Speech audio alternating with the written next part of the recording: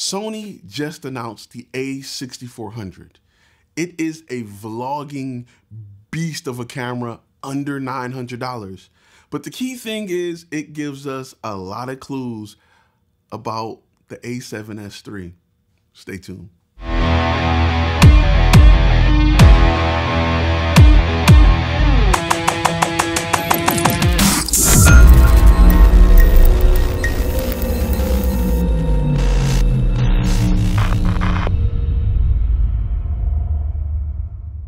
I am Ty Turner, and this is Flash Film Academy, a channel designed to help content creators go to contentpreneurs. If this is your first time on my channel, make sure you hit that thumbs up and hit that notification bell, but let's get right into it. Let's talk about the A6400 and let's go to the specs because it's pretty much an A6500 with a few added features designed for the video side of things.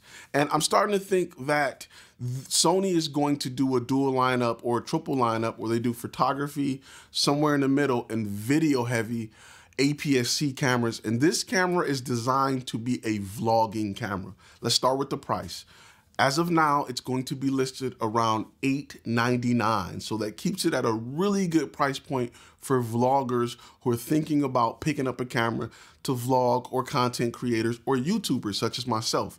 One of the main super great key features that Sony users have been asking for since 1982 is a flip-up screen so that we can see ourselves. And Sony has finally given us that. And that's a clue. It was a clue because that may be something that is included in the A7S III that's upcoming, because it's just an extra actuator on the screen that pops it up higher and allows it to flip. And it's something that could probably be installed even on the older cameras if you wanted to get all super techie. I just actually watched a video about a guy who removed some screws and did the same thing. But now it comes with the A6400, and it will probably be on the A7S III coming, if not something even greater. So that's one key note, that Sony gets it, they understand, they are working towards it. And that's, let me pause for a second, because that's what I love about Sony compared to Canon and Nikon and a lot of other camera makers, except Panasonic or Blackmagic. They tend to listen, but Sony has listened to what people wanted, and they gave us something that's within the price range of vlogging. It's something you can pick up for your YouTube channel. You still got audio in, so you got a mic jack, a flip-up screen. What more can you ask for? It's small. Let's get into the specs. So we're looking at an APS-C sensor that's 24.2 megapixels, very similar to what's in the A6500, A6300, and if it's not broke, don't fix it. Another main focus of this camera is the autofocus during video. The video autofocus, which has been something that a lot of people have claimed that Canon does better, which dual pixel autofocus is dope. Let me not play like that's not dope. It's dope. Dual pixel autofocus is dope. But they're claiming now to have the fastest autofocus with this little APS-C camera. And with a vlogging camera, what more can you ask for? What better time to test it than to bring it out with this APS-C? This is something that you will also see on the A7S III. In fact, you may see even faster autofocus with the A7S III.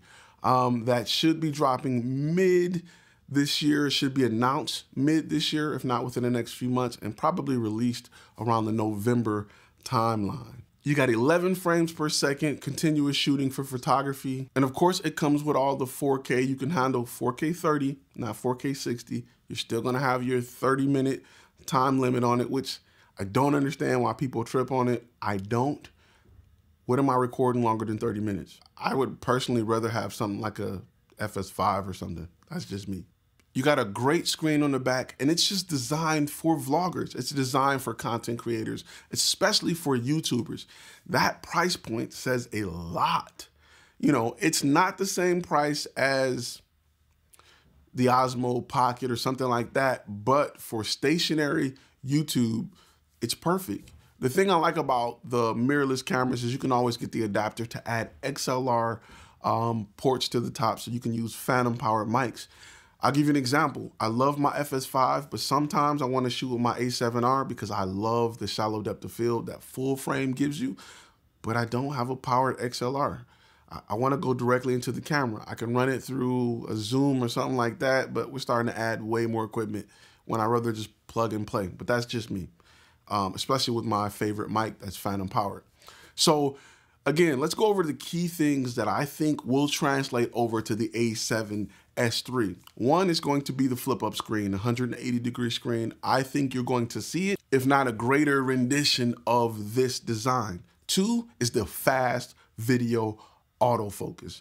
I autofocus during video, which claims to be the fastest in the world, and I'm sure the A7 III's will claim to be a little faster, so it can be the fastest in the world. It's designed to take out dual pixel autofocus. They're going after dual pixel autofocus. That's the only thing Canon kind of got, along with some say color science, but if you have a Sony, you know that you can edit your colors in the camera and produce an image color-wise identical to Canon. Yeah. So that's something that I hear a lot about from Canon fanboys who never touched a Sony. But anyway, so screen, fast autofocus, eye autofocus for video. Those are the things that I see that will definitely be in the A7S that's coming soon. All right, guys, if you like this video, hit me with a thumbs up. Post your comments below. Let's talk about this camera, man. What do you think about this camera? Do you plan on getting one? And if you're looking to go from passion to profit, make sure you guys check out our site, Flash Film Academy. We just posted some free courses on there about getting new clients and things you can do to help turn your passion into profit. And I will see you contentpreneurs next video. You know, with a vlogging camera and with a vlogging and with, this bird is stupid.